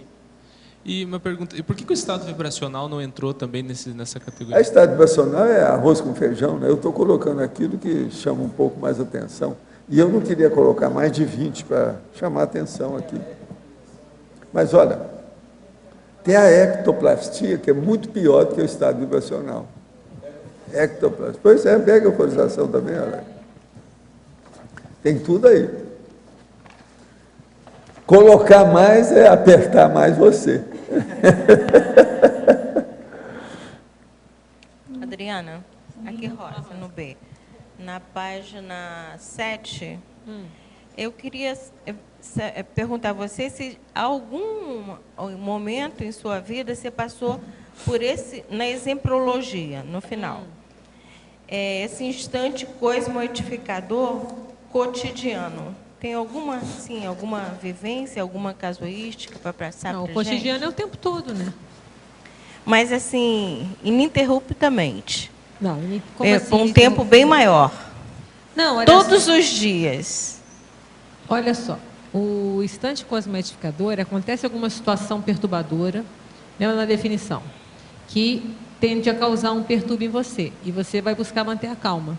Então, pode ser desde uma batida do carro, até cair o computador, como a gente falou, no chão, a alguém que chega alterado para falar com você, às vezes até te culpando de coisas que você não tem culpa. Então, quer dizer, depende. Então, é alguma situação, qualquer seja qual for, que ela vem para cima de você, externa. Até uma situação, assim, começa a pegar fogo em casa, começa... Coisas mais simples, começa alguém passar mal na sua frente. São situações que geram uma perturbação e você vai, diante dessa situação, buscar manter a calma para você poder agir da melhor forma nessa situação. Então, no cotidiano é infinito, é tudo que pode te perturbar, é tudo. A vida, ela é perturbante. Até no forma. Relacionamento, tudo isso. Desde a interpessoal até um objeto que quebra. Você está lá, vamos supor, você tem que entregar um trabalho amanhã, o computador pifa.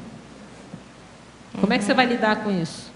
Então, o instante cosmoetificador, qual é o seu ato subsequente? Você vai sair berrando, jogando o computador no chão, ou você vai tentar pensar e resolver rapidamente o que você vai fazer? Então, varia a infinito, tá certo?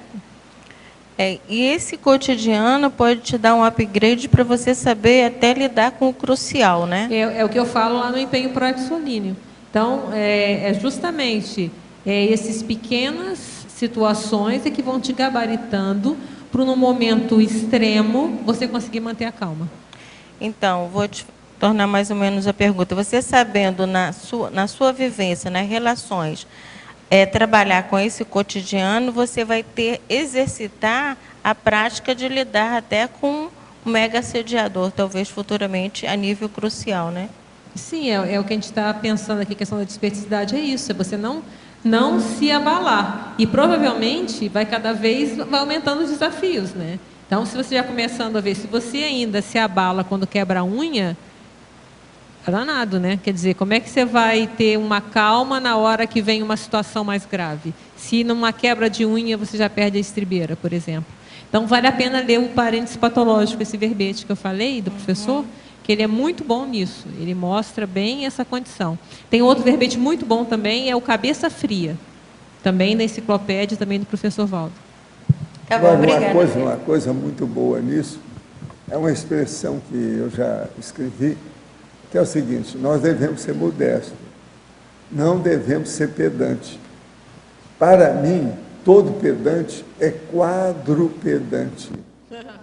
É um quadrúpede pedante. Você está entendendo? Quadrupedante é a palavra que eu criei. Agora, Interaciologia, página 6, quinta linha. Gostaria que expandisse a interação taquipensenidade cosmoética ortopraxis. Para você, aqui a gente parte, é uma interação, né? Que uma coisa tem relação com a outra. Se a pessoa ela pensa rápido e cosmoeticamente, ela está aumentando a chance dela agir corretamente, porque ela pensa antes, ela associa ideia, ela acha a solução e ela vai atuar de uma forma melhor. Em Politicologia, página 7, por favor, comente as políticas da reeducação consciencial. Olha, aí todas as políticas que a gente tem da TARES, todo o trabalho que nós fazemos é justamente de buscar reeducar as pessoas, não só a gente mesmos, como os outros, esclarecendo. Então, e todo esse processo aqui do instante cosmoetificador é um processo de reeducação, né? No caso de uma pessoa que reage emocionalmente de maneira condicionada, de imediato, em milésimos de segundos, antes do raciocínio e lucidez, qual estratégia a pessoa poderia utilizar para sair do condicionamento do hábito enraizado? De que maneira conseguimos raciocinar mais rápido que a emoção? Olha, você vai ter que achar como é que funciona para você, como a gente falou antes. Morde a língua, conta até 10. Tinha até aquela piada, né? Tinha uma novela que o cara contava até 10. O Zeca Diabo. Então, arranja alguma forma que você vai fazer para você se faz estado vibracional, que é mais eficiente ainda. Estalo, EV, arranja uma forma para você conter a sua impulsividade. Algumas pessoas a gente recomenda contar até 100. Se for o caso, conta até 100, né? É desespero. De trás para frente. É mais difícil. Gostaria que o senhor comentasse uma experiência que tive. Em uma projeção lúcida, o energossoma, o psicossoma e o mentalsoma foram separados e pude ver os 3 corpos. Porém, o que mais chamou a atenção foi o psicossoma, que apresentava um sentimento de tristeza, ainda mais. Essa tristeza tinha a forma humana e estava cristalizada, imóvel. Tentei jogar energia, mas nada ocorreu. Daí veio a inspiração que, para reverter essa situação, deve ser pelo mentalsoma, ou seja, pelo discernimento. Anotei tudo. Como devo conduzir essa situação? Como devo orientar minhas pesquisas? Não há dúvida que o processo é discernimento. Você tem que ponderar e fazer reflexão. Outra coisa, a gente pode arranjar uma série de duplicatas da gente. Por exemplo, você pode arranjar aí 7 psicossomas seu. Tudo é forma que você cria. Isso é forma pensamento. Através de energia e o processo da pessoa elaborar isso, ela é capaz de fazer. Agora, o problema nosso, quando você vê, você tem que ver com calma. Você tem que ver o soma, o psicossoma e você sentir que está no mental soma. A coisa mais importante é isso. Observa bem daqui para frente, porque se isso está acontecendo com você, você pode ter mais omnis visões, ou visões maiores, mega visões extrafísicas. Aí você vai poder ver. Outra coisa, você já viu o cordão de prata? Precisa começar a ver isso, senão não adianta. Um dos grandes dificultadores da aplicação da técnica proposta é a carga energética que vem junto com a emoção em determinadas reações. Como trabalhar melhor essa carga energética para se ter êxito na aplicação da técnica do instante cosmoetificador? Olha, na parapatologia, a gente chega a colocar, na terceira linha, o autoencapsulamento energético quando necessário. Então, mais uma atuação aí, eu acho muito difícil muitas dessas técnicas que a gente propõe a fazer, sem o domínio energético. Porque justamente o estado vibracional é que vai sustentar a sua ortopensanidade. Então, se a gente quer manter essa posição mais cosmoética, mais correta, é importante a energia que a gente tenha sustentação. Porque se a energia do outro vem e nos perturba, está faltando aí, nós estamos frágeis de certa forma, né? Então nós temos que nos fortalecer cada vez mais. Então, quando que a gente vai conseguir aí fazer assistência mega sediador? Na hora que a gente tiver já gabarito para aguentar aquela carga sem se afetar. Então entra até o verbete tara parapsíquica, né? Você vai ter que ver a sua tara. Então, às vezes vem aquela carga energética. E como é que você é de energia? Você já está mais já está dominando melhor? Se não está dominando ainda, isso é um motivador para você motivar, para você dominar mais. Que aí nessa hora você consegue trabalhar a energia, você faz um EV e você não deixa que isso te perturbe.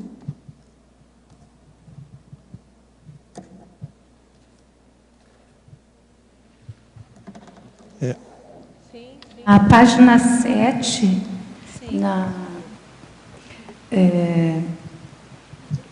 paradoxologia. Podia falar sobre o primeiro, o paradoxo da ponderação de segundos, capaz de evitar a necessidade de anos de recomposição.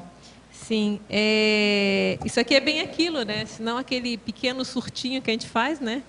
E depois a gente vai ter que ficar aí resolvendo, se recompondo durante muito tempo. Eu lembro que tive um colega na época da faculdade que ele falava que ele passou um ano falando só a verdade. E aí ele passou o ano seguinte pedindo desculpas. E eu acho, mas é mais ou menos isso, né? Ele vai fazendo, vai sendo impulsivo, depois você vai ter que ir se recompondo. E isso é uma brincadeira de uma coisa simples, mas vamos supor, quantos crimes passionais acontecem naquele momento da cabeça quente, né?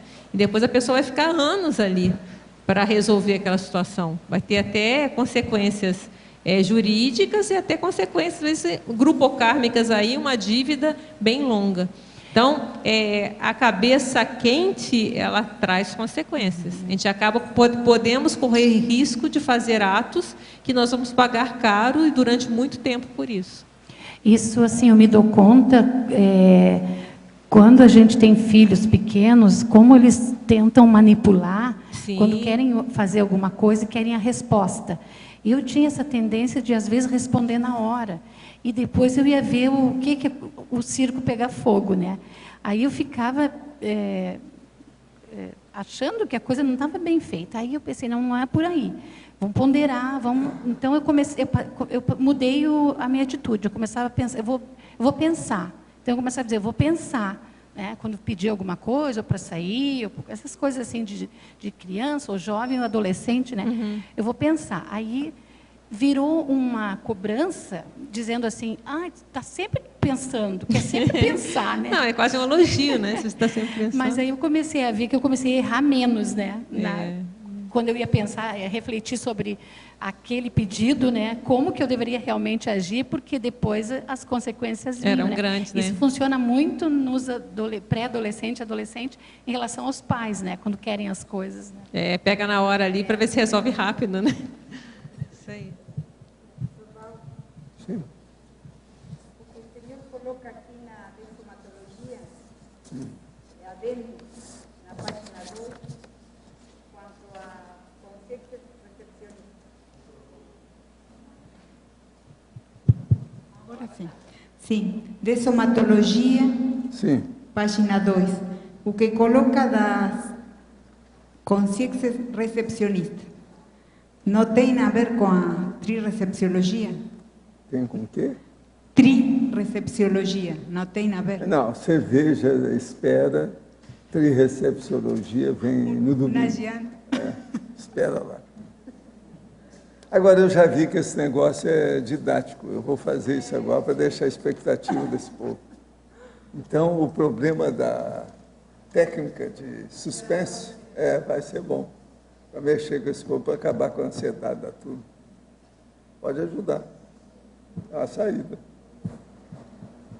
Agora, esses verbetes, eu já cheguei, um deles eu cheguei a falar os 3, depois eu senti que não devia de falar.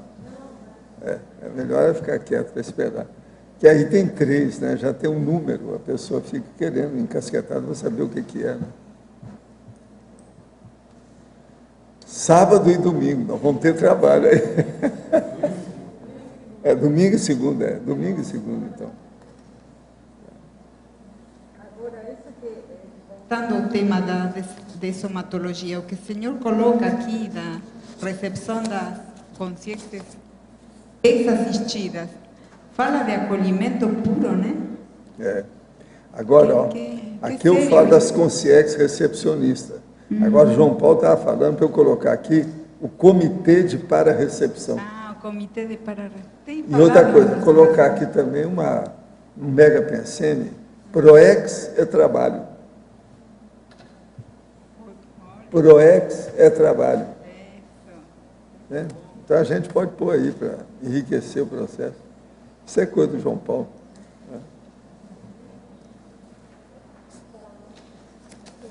Eu tenho uma dúvida aqui em relação, era justamente o que ela tinha colocado, você falou do comitê de para-recepção. Comitê de para-recepção. Esse comitê pode estar presentes com SINs projetadas, assim, de conhecimento, de amizade? Pode, quando tem comemoração extrafísica. Foi o que aconteceu comigo e a Ana, por exemplo. A senhora que morreu lá em casa. Ela dessomou lá em casa. Então, na hora que foram recebidas, era uma comemoração. Aquilo era mais do que um comitê, um negócio enorme. Ela tinha sido uma grande personalidade da monarquia italiana, mas fez umas bobagens, então ela veio de pé no chão, com um bosfe enorme, só para acabar com a vaidade dela. Agora, a hora que ela chegou, era uma estrela, mas com um bosfe enorme. Aquela consciência lindérrima, com um bosfe enorme. De propósito, para mostrar que era ela. E eles fizeram assim, uma espécie de aclamação, os amigos dela que gostavam demais dela. Mas ela mesma que escolheu aquela vida. Agora, veja, eu aqui com o parapsiquismo e os amparadores, vimos que a Ana era diferente. Então, o que faz? Eu tratei dela, comecei a ver porque ela tinha uma cardiopatia Chagas, que ela não ia durar muito tempo, ela já sabia disso. Quando ela foi falar comigo, ela já estava bem avançado o caso. Então, o coração aumenta, você está entendendo? A cardiopatia é terrível, fica enorme. E aquilo é muito mais sério do que o bosque que ela tinha, que é aquele papão enorme aqui. E aquilo ela nunca ficou daquele jeito. Ela andava praticamente descalço. Eu mesmo arranjei chinelo para ela, mas ela evitava o chinelo. Quando ela via que eu ia chegar, ela pôs o chinelo. Entende? Ela está acostumada daquele jeito. Agora, o que se passa? Quando eles fizeram a recepção dela, foi uma coisa... Eu vi fora do corpo. Isso coincidiu porque era um horário que eu ia fazer minhas experiências de tarde. Coincidiu que extrafisicamente era o horário que estava lá. Eu fui lá com o Talmal. O Talmal me levou para ver. Agora, eu vi a hora que ela chegou, assim, ó, aquela estrela. Entende? O povo todo esperando para aclamar, conversar com ela, etc. Tal. Agora, tinha gente de todo tipo. Gente que falava, gente que fazia telepatia, gente que sabia fazer volitação, outro que não. Você viu os níveis, vários níveis lá. Tudo esperando a Ana. E ela era preta retinta, você está entendendo? Sempre com pano na cabeça. Entende? Que era cozinheira. Ela cozinhava muito bem, a comida dela levantava cadáver, era muita energia que ela punha naquilo, era muito positivo. Mas assim, você foi para ver. Eu digo assim, é possível que a pessoa vá para recepcionar ser vista. Não, mas tudo isso é possível, não é coisa muito rara, né? Essas coisas são tudo de exceção. E outra coisa, não é todo mundo que tem comitê de recepção, não. A maioria tem comitê de perseguição. Estão atrás do cara. Opa, chegou o cara, vamos em cima dele. Dá para nós. Não está entendendo? Isso agora não é fácil. Agora, ela veio nessa condição por causa dos problemas da nobreza, né, dela, que ela tinha. Ela mesma escolheu porque tinha coisa que ela tinha feito que ela não considerava que estava correta.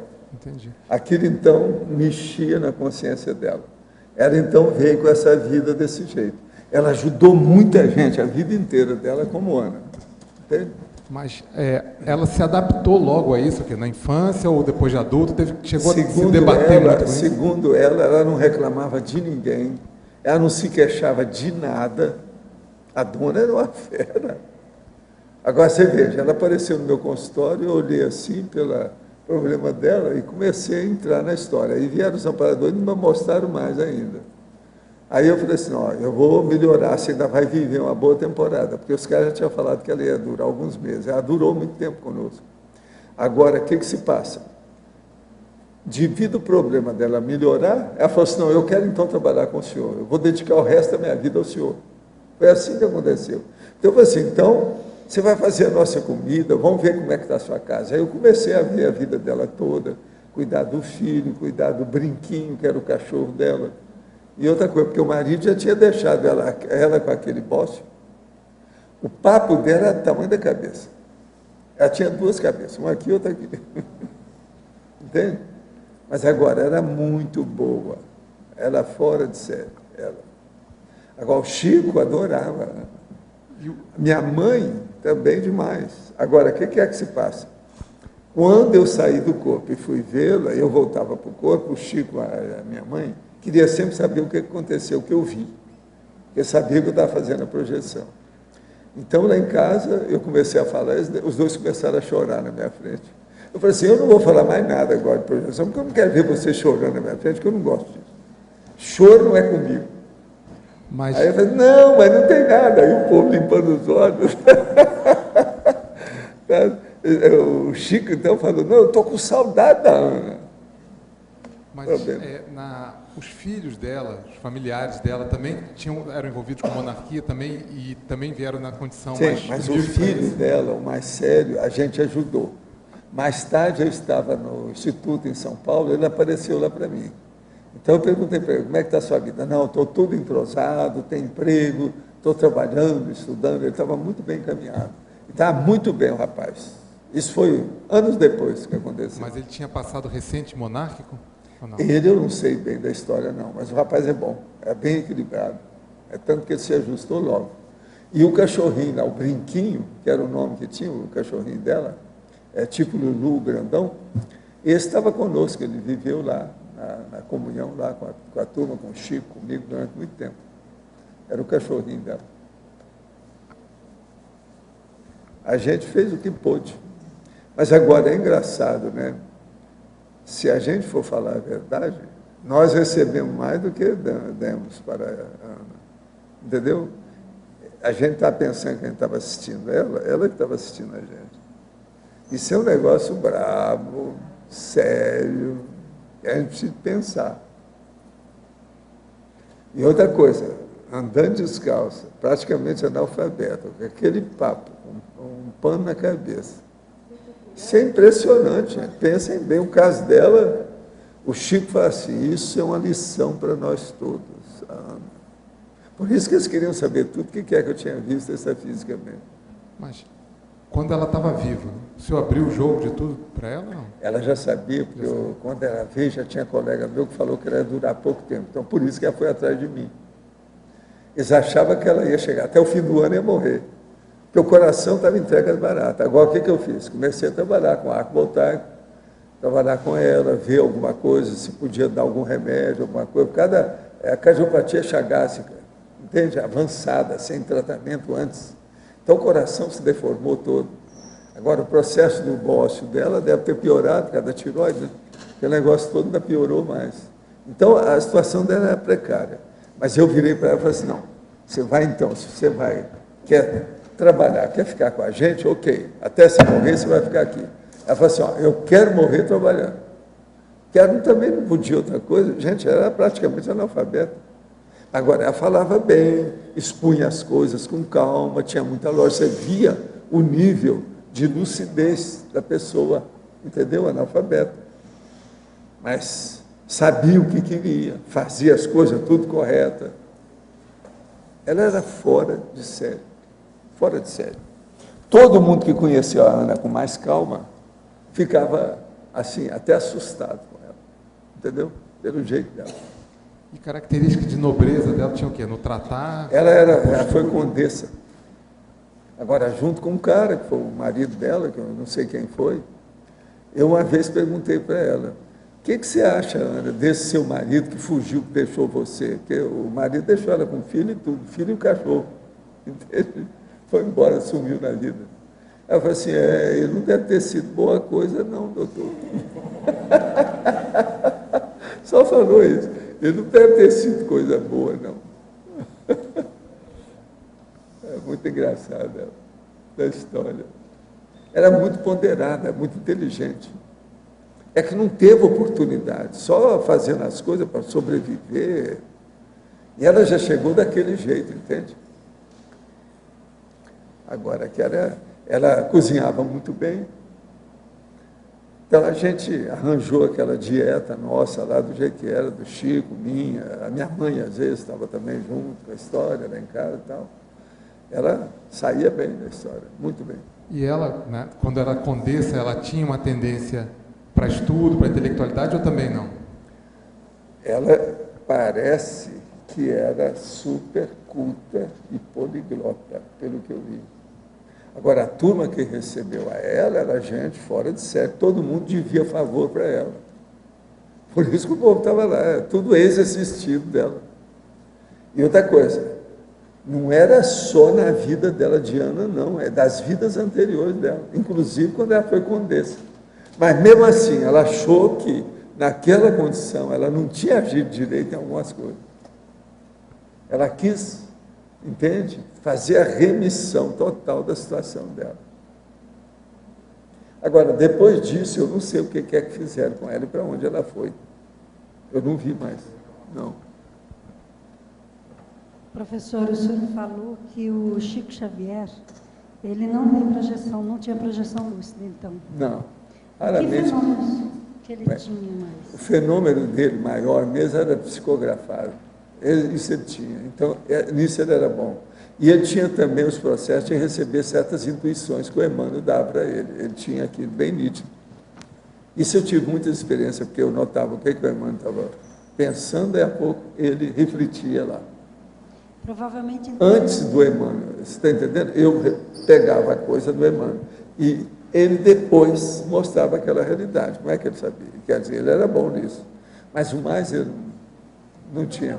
Agora, ele imitava os processos de efeito físico para fazer uma sessão onde tinha perfume de rosa. Mas aquilo tudo era ele, era fajuto. Tudo é mistificação, farsa. Ele queria fazer aquilo e ele não quis parar. Mesmo quando eu falei com ele. Ele só ficou desesperado quando eu falei assim, então você faça. Eu não tenho nada a ver com isso. Nunca participei lá do trabalho dele. Agora, eu descobri por causa dos vidros de perfume que ele conservava. E tem um negocinho pequenininho que você coloca com perfume, que sai, é só apertar que o perfume sai. Então, ele usava isso tudo. Eu já sabia disso, que eu já tinha visto isso com outros médicos. Ele estava usando a mesma técnica, a mistificação. Agora, ele achava que com isso ele encorajava as pessoas, que ele não podia desencorajar o povo. Era um jeito de virar santo. Santo topa qualquer parada. A dona lá, não desancaram lá com a Calcutá lá, devido ao problema dela receber dinheiro de mafiosos, não sei quem era mais, aquele Hitchens, várias pessoas meteram o pau nessa Calcutá lá, a Maria lá, a Santa. Uns negócios esquisitíssimos. E ela nem é típico de quem quer virar santo. Eles não veem o escrúpulo, eles não têm escrúpulo para isso. Se vai ajudar, não quer saber como. Então, mata 5. Se vai ajudar 50, já está bom. Deve ser isso que eles pensam. Isso é uma loucura. Eu sou contra essa história toda. Para mim, uma pessoa tem que ser reta em tudo ou não é? Como é que é? Como é que é? Pangrafia não deve ter tido. Não, ele nunca chegou a ver isso. Por isso que ele tinha medo das coisas, por isso que ele não tinha muita segurança, tinha um medo de morrer danado. Outra coisa, quando ele saía de casa, ficava com medo de sair, colocava as coisas, fazia um troço que era selamento periférico. Ele julgava as energias, os fluidos na porta, etc. Outra coisa, na hora de sair, dava um beijo para o J. Cristo, que estava a imagem dele na parede. É? Pois é, não. Era um jeito que ele se sentia seguro. Ele não tinha segurança. Agora, outra coisa, não podia ter nada que cortava perante ele. Faca, muito afiada, gilete, navalha. Tanto que ele não fazia barba, tinha um barbeiro que fazia, porque ele não podia. Era cheio de rolo, coitado, cheio de coisa. Agora, eu não sabia que ele era assim, né, no início. Então, logo no início que eu levei ele para Uberaba, com as coisas todas, para ver o convívio maior, aquela coisa, eu convidei o meu professor de psiquiatria para almoçar conosco.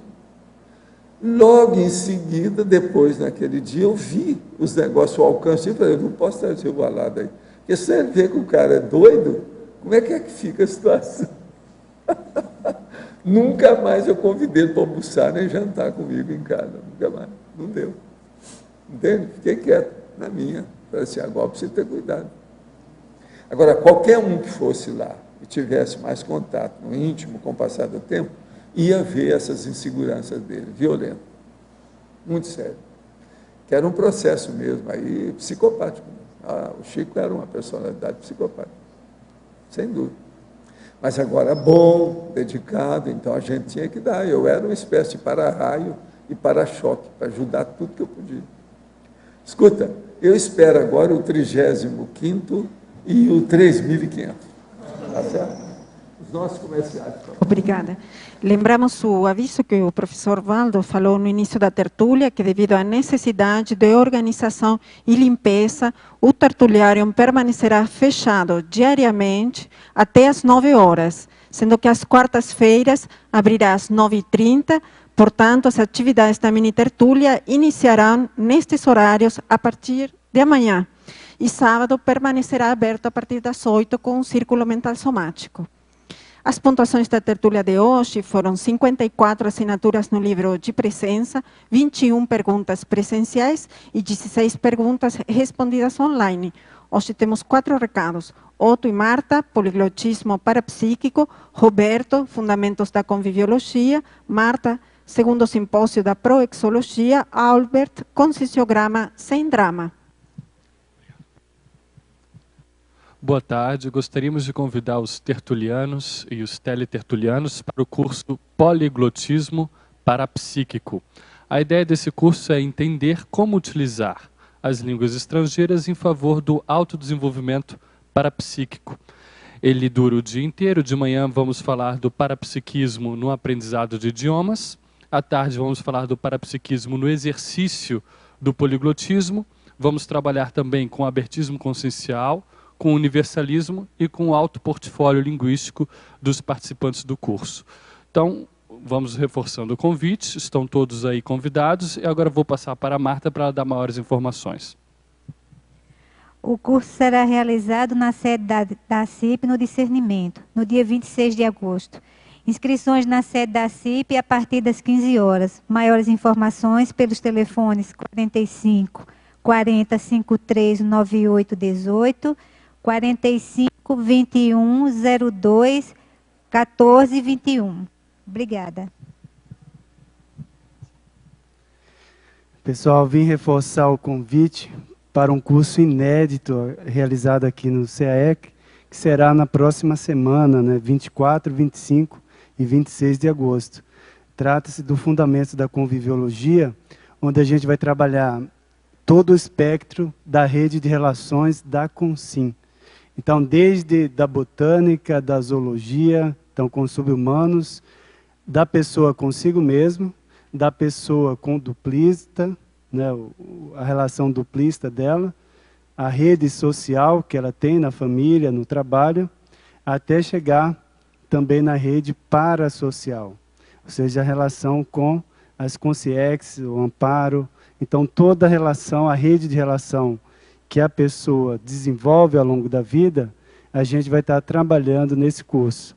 Então, um curso inédito, que terá início, então, dia 24, na próxima semana, aqui no CAEC.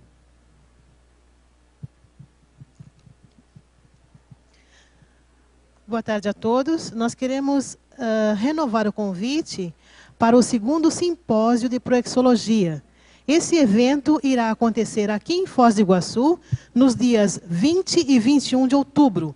Nós teremos 16 apresentações em 4 mesas de debates durante esse período.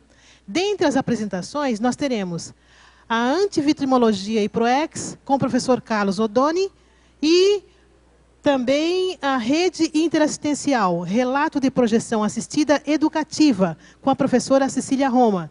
As inscrições estão abertas, basta ligar para o telefone 045 3525 2652.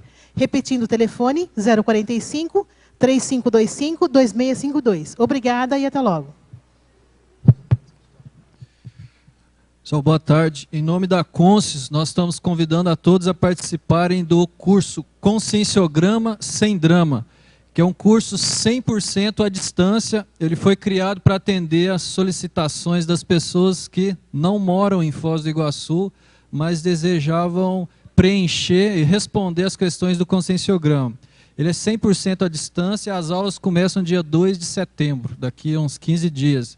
As inscrições devem ser feitas pelo CAEC, pelo telefone 4535252652. E mais informações podem ser vistas também no site da Conscius, que é www.conscius.org.br. Obrigado.